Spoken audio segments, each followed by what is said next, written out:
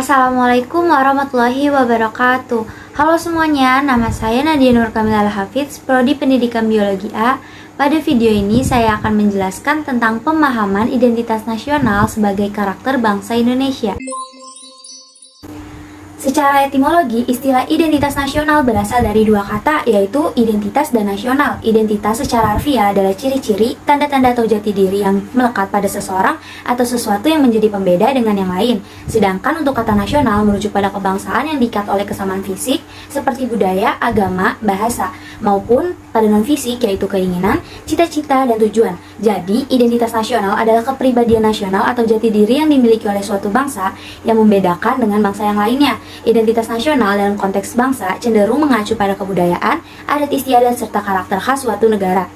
Nilai-nilai budaya yang berada di dalam sebagian besar masyarakat dalam suatu negara dan tercermin di dalam identitas nasional bukanlah sesuatu yang sudah disahkan dan tidak dapat diubah, melainkan sesuatu yang terbuka dan cenderung terus-menerus akan berkembang menuju kemajuan yang dimiliki oleh masyarakat itu sendiri. Selanjutnya, unsur-unsur identitas nasional menurut Ubaidillah secara umum terbagi menjadi 4 unsur, yaitu yang pertama ada pola perilaku. Identitas nasional menggambarkan pola perilaku yang terwujud melalui aktivitas masyarakat sehari-hari. Identitas ini menyangkut adat istiadat, budaya, dan kebiasaan. Masyarakat Indonesia memiliki pola perilaku yang sangat baik, yaitu ramah tamah, hormat kepada orang tua, dan gotong royong antar sesama. Hal tersebut adalah salah satu identitas nasional yang bersumber dari adat istiadat dan budaya yang ada di Indonesia. Yang kedua adalah lambang negara. Lambang negara ini sebagai ciri dari bangsa dan secara simbolis menggambarkan tujuan dan fungsi bangsa. Lambang-lambang ini biasanya dinyatakan dalam undang-undang, misalnya bendera, bahasa, dan lagu kebangsaan. Yang ketiga, alat-alat perlengkapan. Alat perlengkapan ini digunakan untuk mencapai tujuan bangsa seperti bangunan, teknologi, dan peralatan manusia. Identitas yang berasal dari perlengkapan seperti bangunan yaitu tempat ibadah, dan untuk peralatan manusia seperti pakaian adat dan teknologi bercocok tanam, dan untuk teknologi yang dipakai adalah pesawat terbang, kapal laut, dan transportasi lainnya. Yang keempat, ada tujuan yang ingin dicapai suatu bangsa. Identitas yang bersumber dari tujuan ini bersifat dinamis dan tidak tetap, seperti budaya unggul prestasi dalam bidang tertentu, seperti halnya pada Indonesia yang dikenal dengan prestasinya di bidang bulu tangkis.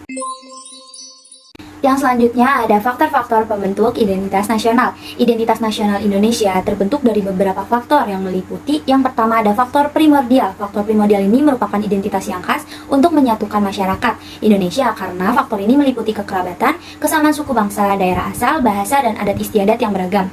Yang kedua ada faktor sakral. Faktor sakral berupa kesamaan agama yang dipeluk masyarakat atau ideologi doktriner yang diakui oleh masyarakat. Yang ketiga ada tokoh. Tokoh yang menjadi pemimpin di beberapa negara, terutama di Indonesia ini, sebagai penyambung lidah rakyat, pemersatu rakyat, dan simbol pemersatu bangsa. Yang keempat ada kesediaan bersatu dalam perbedaan. Apa sih maksudnya? Yang dimaksud adalah bentuk kesediaan warga negara pada setia untuk negara dan pemerintahannya tanpa menghilangkan keterkaitannya pada suku bangsa, adat, ras, dan agamanya dengan menegakkan Bhinneka Tunggal Ika. Yang kelima ada sejarah. Identitas nasional ini terbentuk karena rakyat Indonesia memiliki pengalaman sejarah dan penderitaan yang sama pada zaman penjajahan. Perasaan senasib ini mendorong masyarakat Indonesia akan kesadarannya bahwa kita ini memang memiliki kesamaan sejarah, yaitu melawan penjajah. Pengalaman sejarah inilah kemudian yang melahirkan sebuah identitas nasional. Yang ketujuh ada perkembangan ekonomi. Semakin kuat saling ketergantungan anggota masyarakat karena perkembangan ekonomi, maka akan semakin besar pula solidaritas dan persatuan dalam masyarakat. Yang kedelapan ada kelembagaan. Lembaga-lembaga ini melayani dan mempertemukan warga tanpa membeda-bedakan asal-usul dan golongan di dalam masyarakat itu. Adapun contoh identitas nasional Indonesia yang membedakan dengan negara lain, yakni yang pertama ada lagu kebangsaan, yaitu Indonesia Raya. Indonesia Raya dinyanyikan untuk pertama kali sebagai lagu kebangsaan pada tanggal 28 Oktober 1928 dalam Kongres Pemuda II.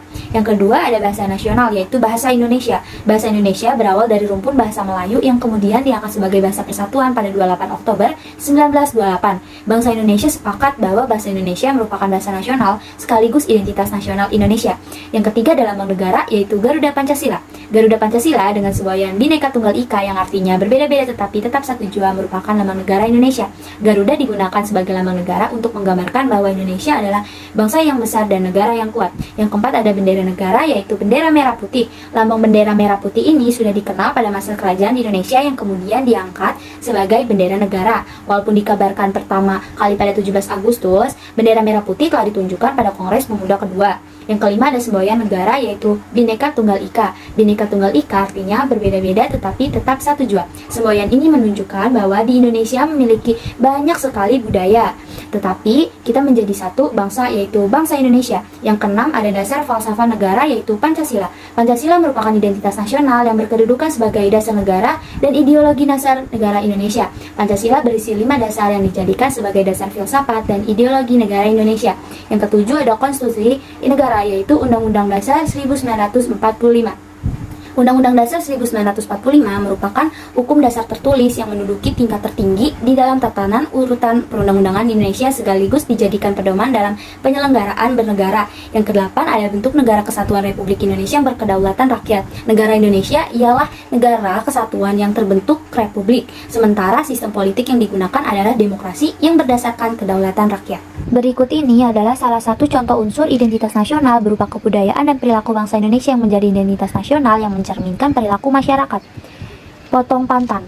Potong pantan yang merupakan salah satu upacara adat penyambutan tamu yang dilaksanakan oleh masyarakat suku Dayak Ngaju di Provinsi Kalimantan Tengah. Pantan sendiri adalah pohon penghalang atau kayu perintang. Potong pantan memiliki makna ungkapan rasa bangga dan sukacita, serta simbol dari upaya untuk mencegah sesuatu yang buruk dapat menjadi penghalang atau rintangan. Upacara potong pantan dilakukan dengan harapan supaya para tamu yang memotong pantan akan selalu mendapat perlindungan dari Sang Pencipta alam semesta. Para tamu tersebut diharapkan akan dianugerahi kesehatan, umur panjang, rezeki yang berlimpah, dan kesuksesan dalam menjalankan tugasnya. Apabila pemotongan pantan telah selesai, maka tamu yang menghadiri acara akan disucikan. Bagi tamu-tamu yang bersifat khusus, penyucian dilakukan oleh pemimpin upacara dengan menggunakan sawang papas dan menginjak telur.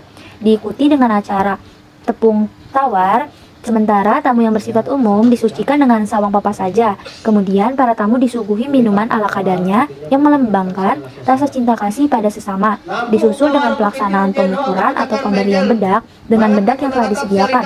Pengukuran ini dilaksanakan secara balas-berbalas antar rombongan tamu sebagai tanda penyatuan diri dan saling menghormati.